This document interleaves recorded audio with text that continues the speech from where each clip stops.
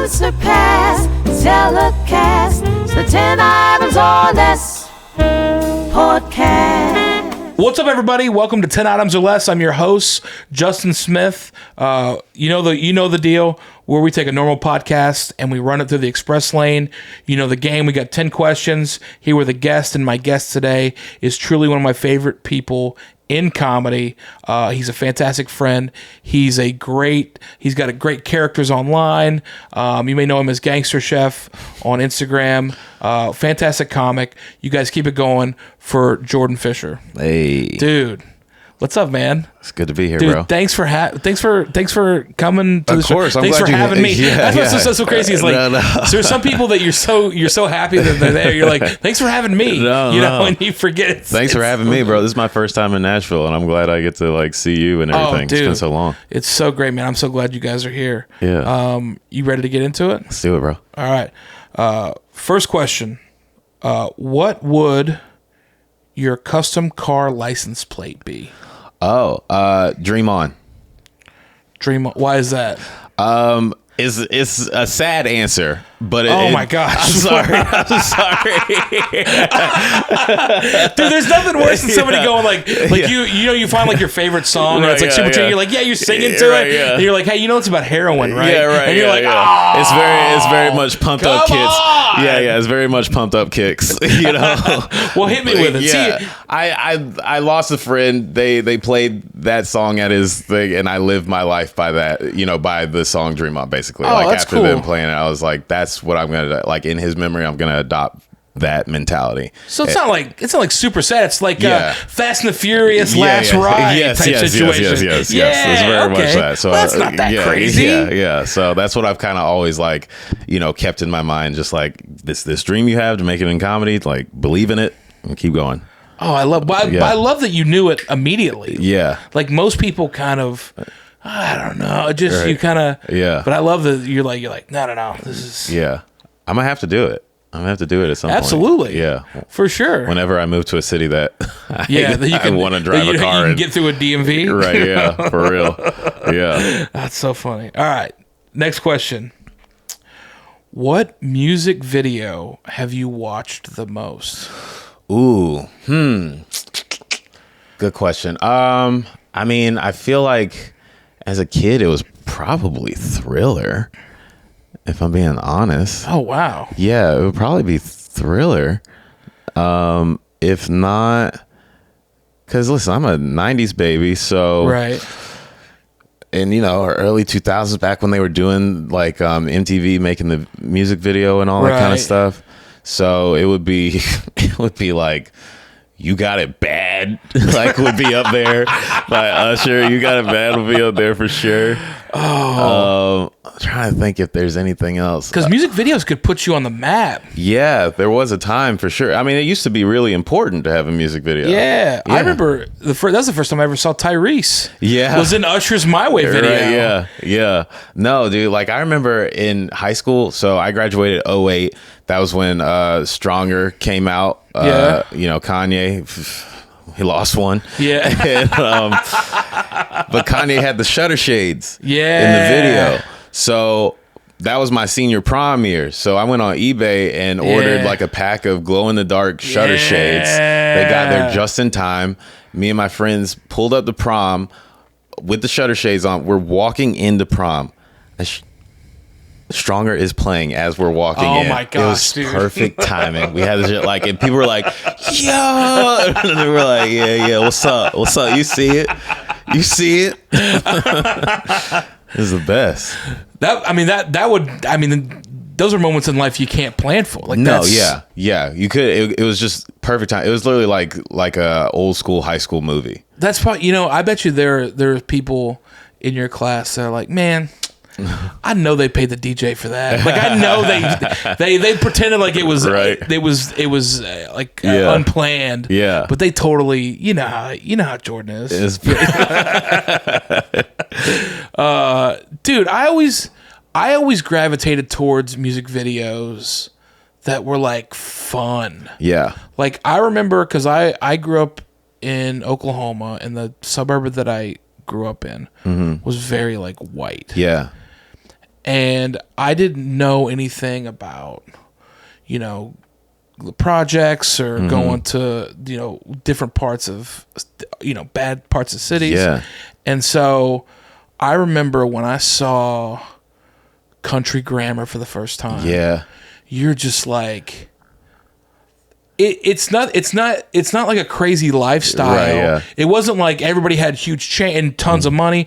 He was throwing a block party. Yeah. And it was all these people and they were just vibing. And they had, there was a fat guy on a grill. You're like, oh, I'm going to hang out with that guy. Yeah. And then there's like, there's thick women. And you're like, oh, that's like bunch of Air Forces around. Dude. And it's like, everybody's having fun and they're just having a party. And you're like, oh my gosh. And you don't find out till later that song's about drive-bys. And that changes. You're like, that's a whole different. It's like the block party during the day and the song's about what happens that night after everybody's toasted. Right. And that's gone now. Like that music video is gone now. Like just like the party vibe music video. That used to be it. Dude, it was so much fun. Yeah. Like where the party at that had the same vibe. Yeah. Even like something like Usher, You Don't Have to Call. Like he's getting ready to go out the whole of it to go to a party. For sure. Like, well, even like I think even not even necessarily just hip hop videos, but like rock videos where it's like, you have all these people and they're just having like the best time. Like I think of what's the Toxicity. What's the... Oh, is that System of a Down? System of a Down, yeah. So when they do Chop Suey, it's just they're on the stage and just everybody around them is just having a blast. You wouldn't even be able to make that music video now because like if you did like a music video where it's a live show, everybody would just have their phone up. Yeah.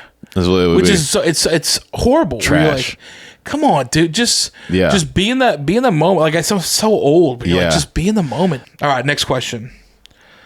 If you could never watch movies again, oh no, what is the last movie you would watch? Probably Wedding Crashers. Wow. Yeah. I was not expecting that. Yeah. I approve. I love that movie so much. Yeah. It's so funny. Like I remember like seeing it in theaters in Florida on family vacation. It's just so funny. I remember my dad laughing, like at the scene where they're at the Secretary Cleary's wedding or whatever. And Isla Fisher's character wants Vince Vaughn to come back to the island with them, and she's like, "Please." And he's like, "No, we don't know them." And she holds her breath. Yeah, she holds her breath, and she starts staring. And my dad started like, and Vince Vaughn's like, "Christ, it's like a kid in Toys R Us." And like I remember my dad laughing at that. That movie's so funny, dude. Like it's a comfort watch for me. Yeah, like there's not Look, I grew up watching like Spider-Man over and over again. Right. Jim Carrey's The Grinch over and over again.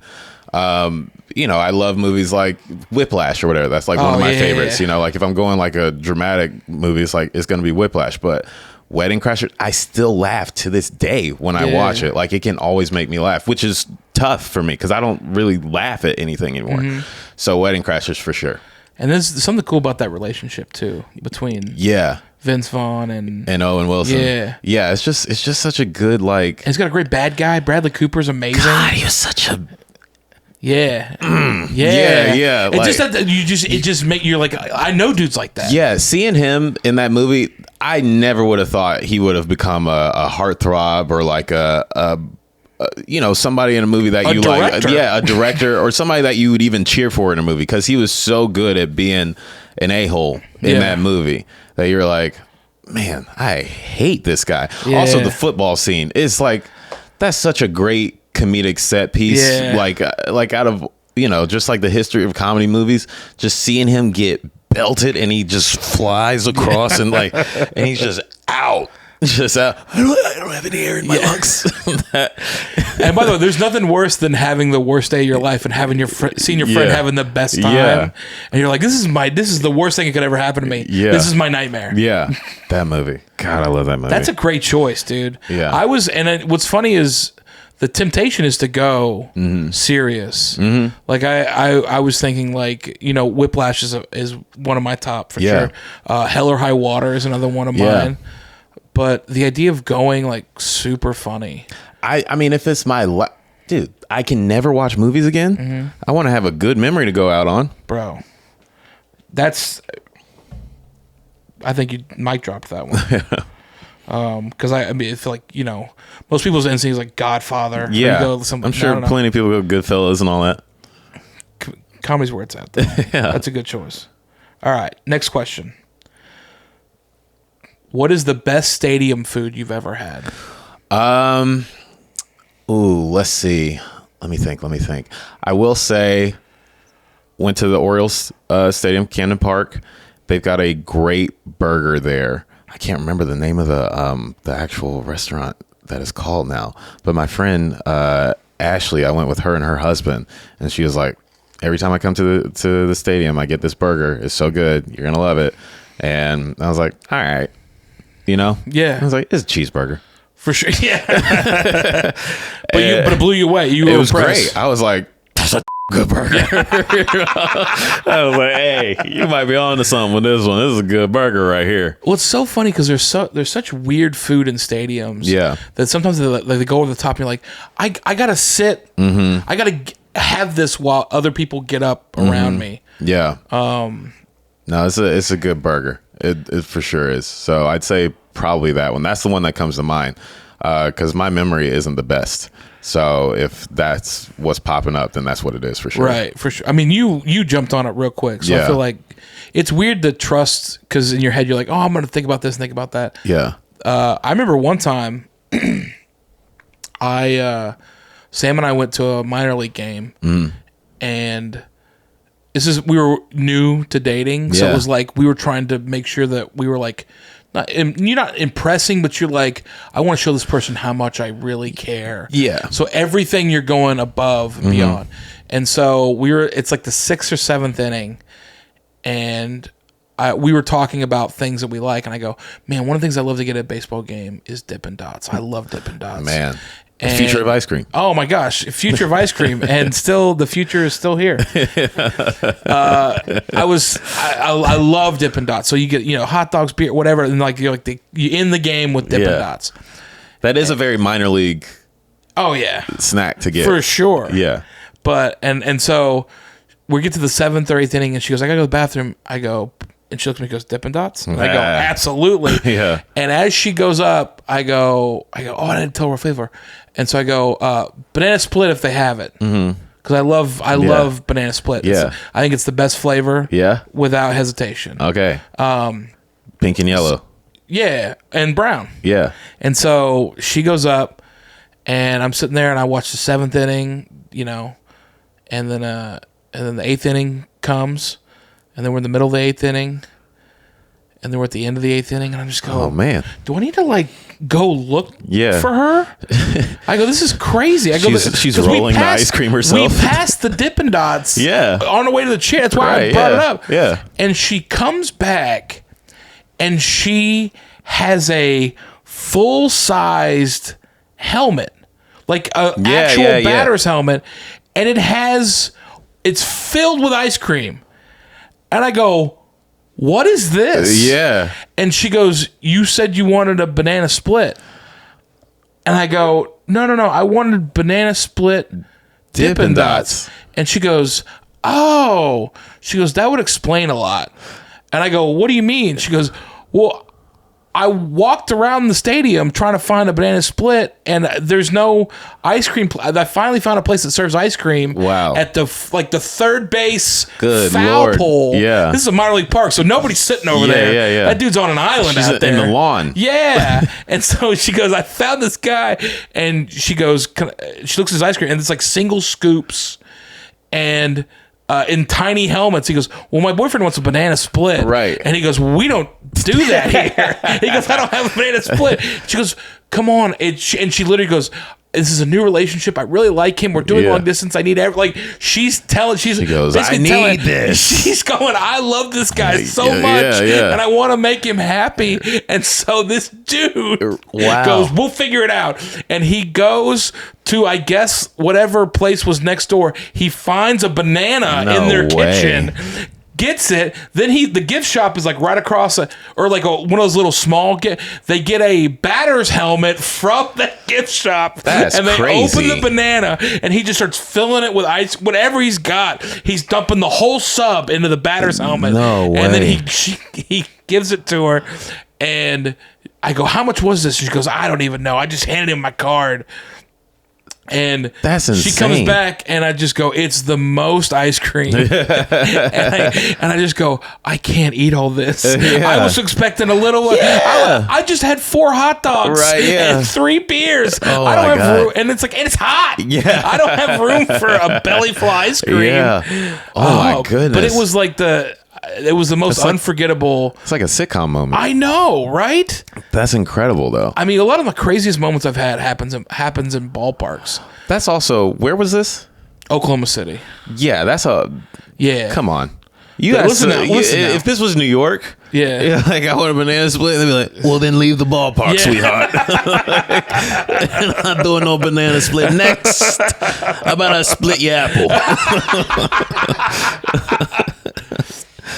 I don't know. That's it's such like but also I've noticed that my girl, she's so sweet and she's so nice. That she has that effect of, she's like, I just want to, thank you. She's very sweet. And people just want to move mountains for her.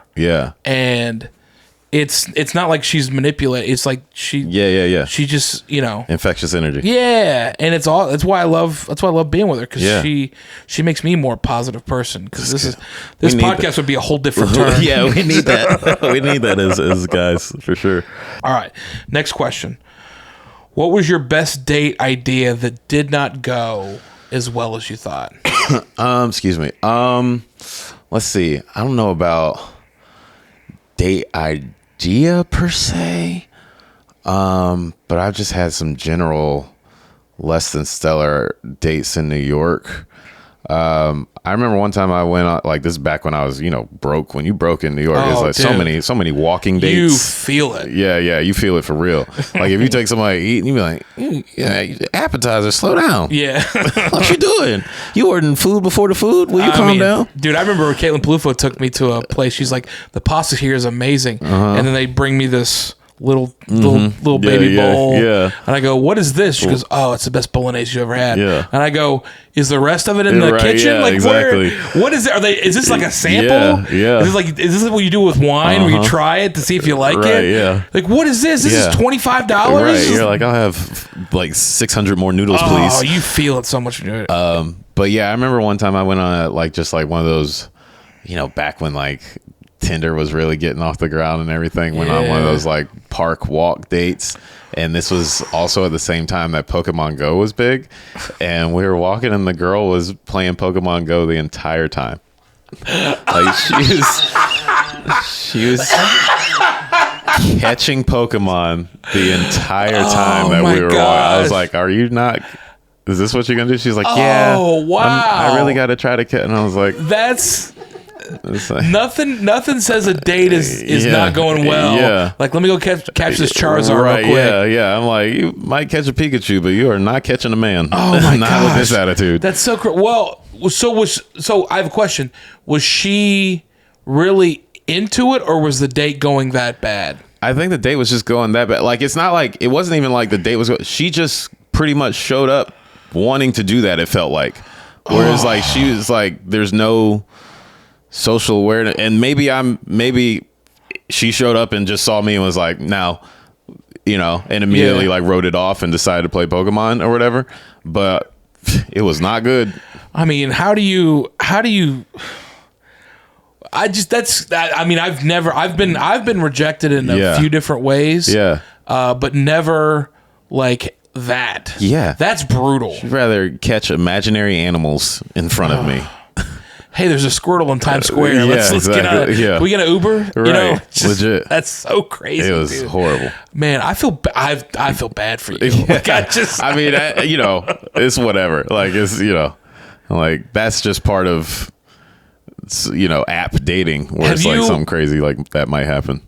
Have you ever seen somebody that you went on a date on, like, again? Like, just out in the wild later? Yeah. Ooh. Dang, I don't think so. I don't think I have. That's the good part about New York is like Yeah. you if you don't want to see somebody again, You never see them again. it's just so funny that if you date long enough in New York, there are just pockets of the city that are just dead to you. It's like radiation zones. Yeah. You're like, Right. listen, man, we don't go over there. Yeah. That What Third about that Avenue shadowy place? Yeah. You must never go there, Simba.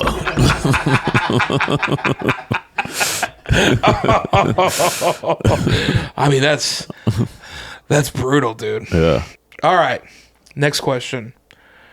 What is a movie you wish had a sequel? Oh, that's hard.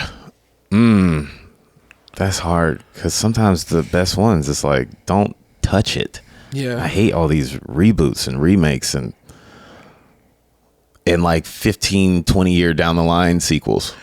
Yeah, I would just whenever. I mean, like there's always a one-off where you're like, man, I wish we had one more. I'm having a hard time, but it's like my brain is saying Inception for whatever reason. No, that's not bad. Yeah, Because that's the mark of a good ending in a movie. yeah, And that's Christopher Nolan's MO. yeah, Is you want to know yeah. if that top. Right, if the top fell, Yeah. what happened? Or we need you to go deeper, 4 levels into the dream. Yeah, maybe that at least that's what's like hitting me right now because I'm having a hard time thinking of what else there might be. What would yours be? I don't know. The one that sticks out to me feels like the one I'm also happy doesn't have a sequel. Mm-hmm.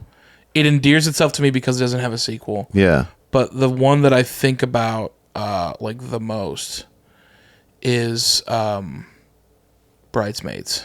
Bridesmaids.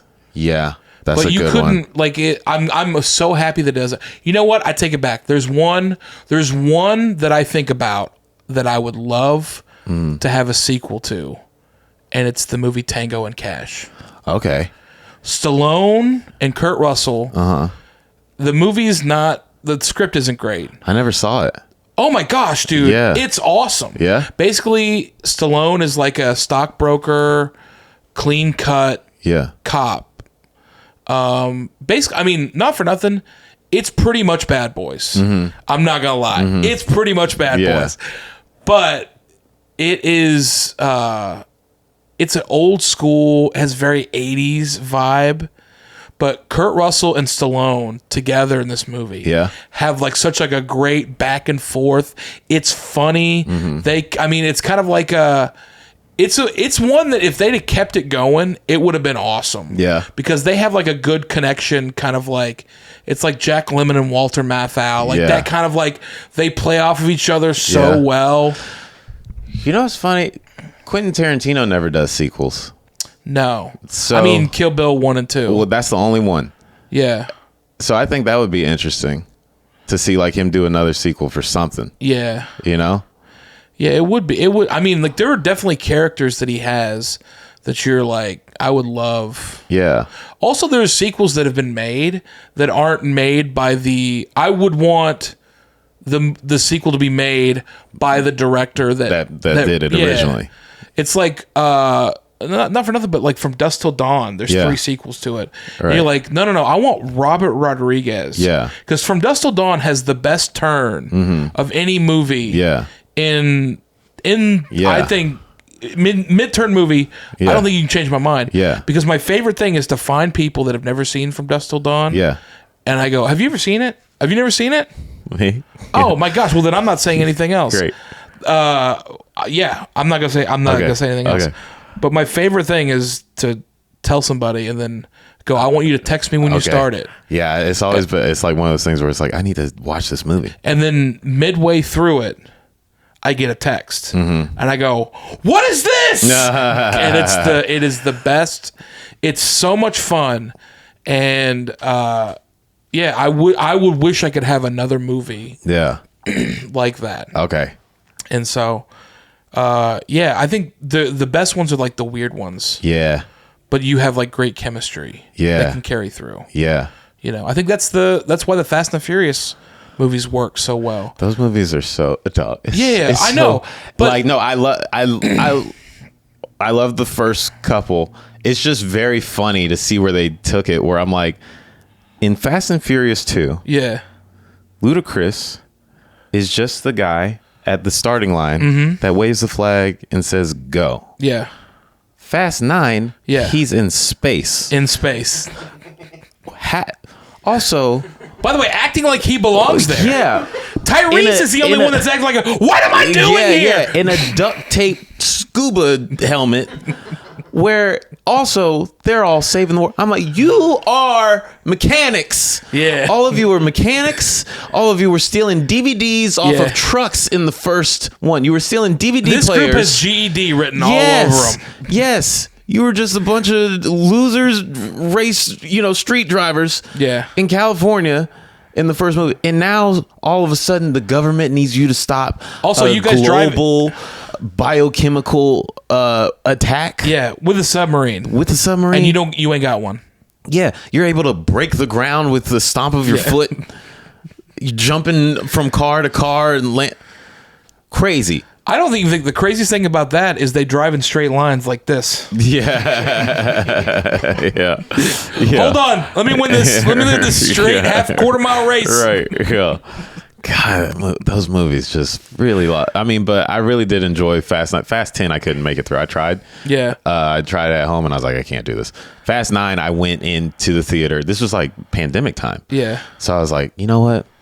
Let's go see Fast 9. We know this is going to be bad, but like, let's go have fun. I love a bad blockbuster though. Yeah. I mean, I'm telling you, I tell everybody in the world, if you ever got a chance to see Skyscraper.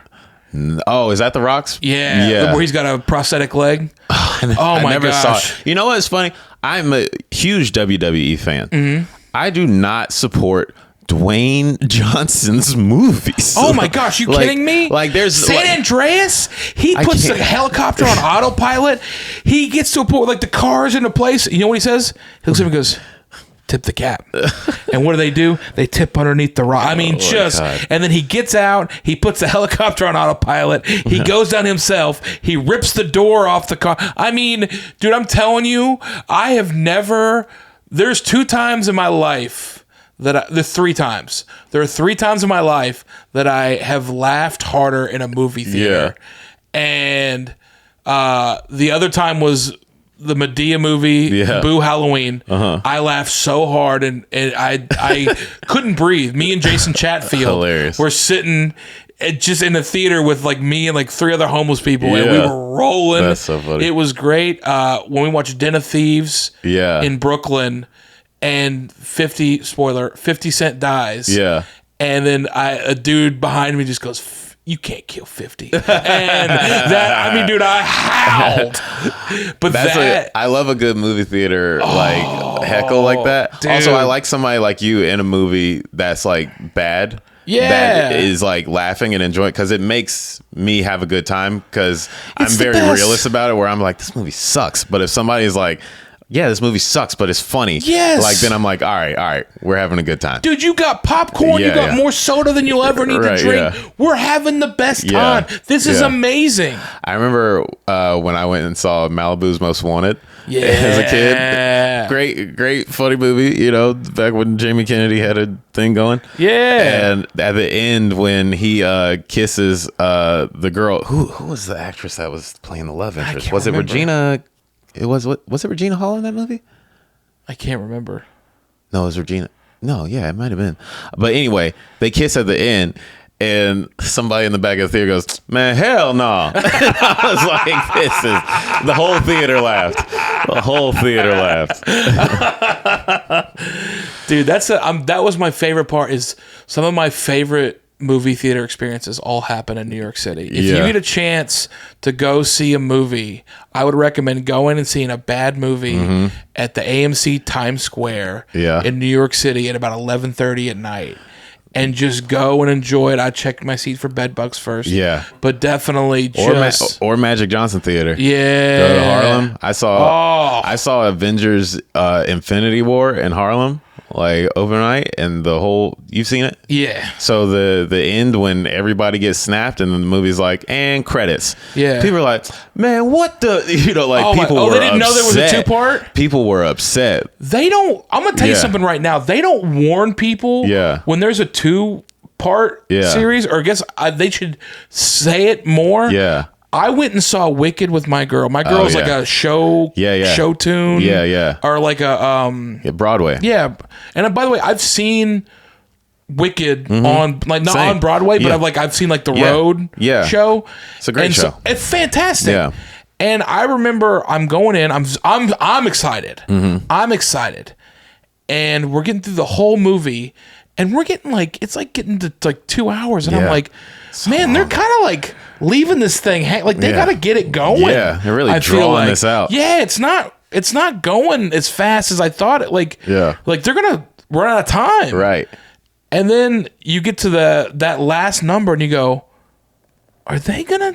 Right. Because I thought they were going to do an intermission. I thought maybe the movie's longer than I thought. 5-hour movie. Yeah. I didn't know. Yeah. And then they go, it's over. And I looked at my girl and I go, so this is part one. Right, yeah. And when I tell you I was mad, heated. I told everybody, I was having conversations with people in line for coffee. I'm like, there's there's two parts of the Wicked movie? I don't see that in the trailer. I tell you what's Wicked, not telling me it's going to be a part one. Dude, I was so angry about it. It was so bad. My girl was at Bank of America holding my arm going, let it go. I'm glad I didn't have a flight, because I'd have got on the no-fly list. Right, yeah. That's how bad it was, dude. Yeah. Oh. All right, last question. Okay. It's the big one. What hill would you die on? That television is better consumed one episode at a time per week.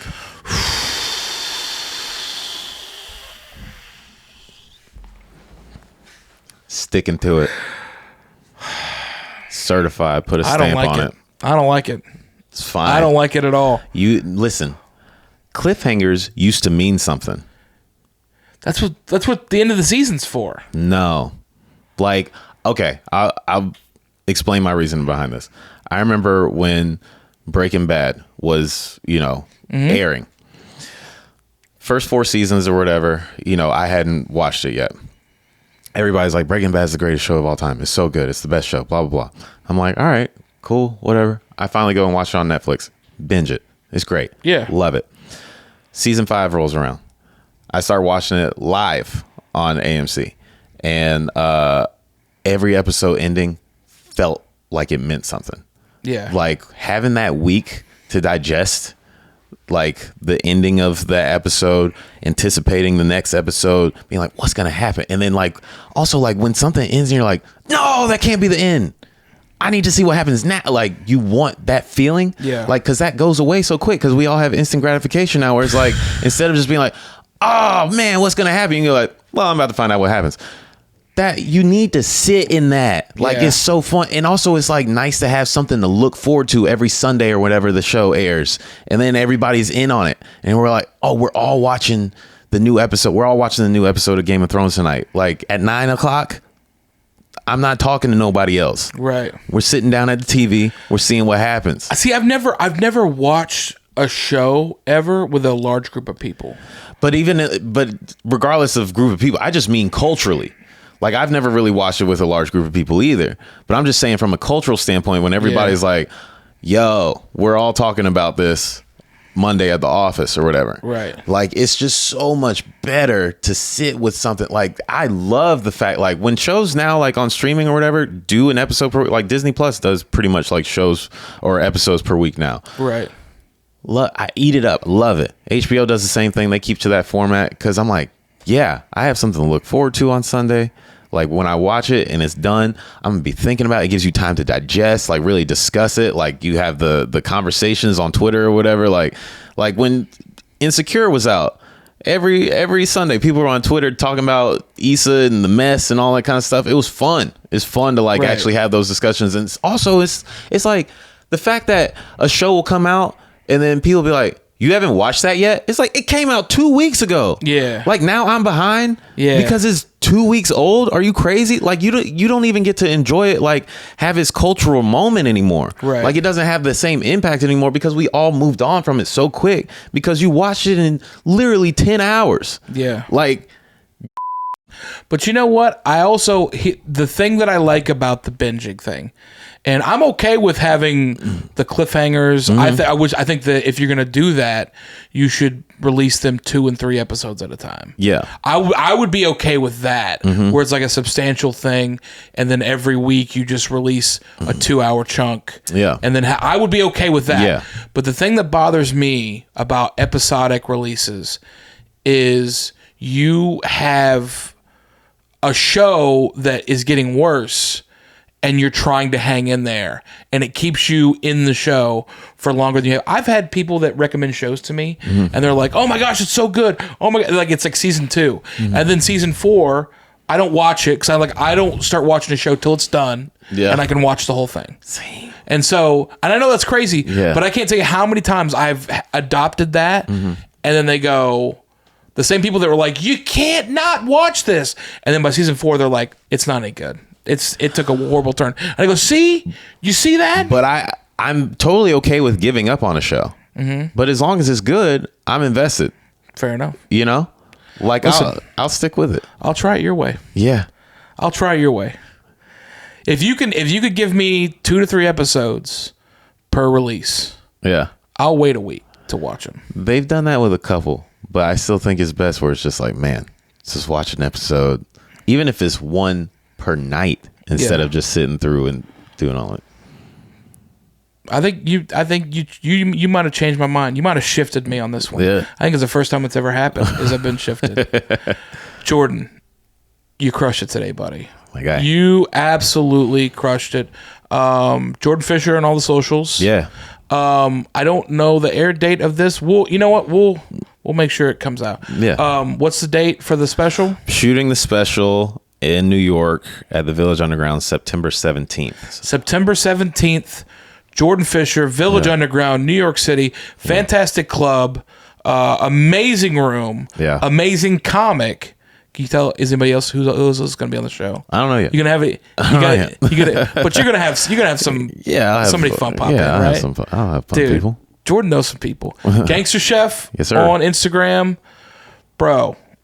Follow Jordan. He is somebody that I've watched grow from the belly of a Ukrainian restaurant into truly one of my favorite comics.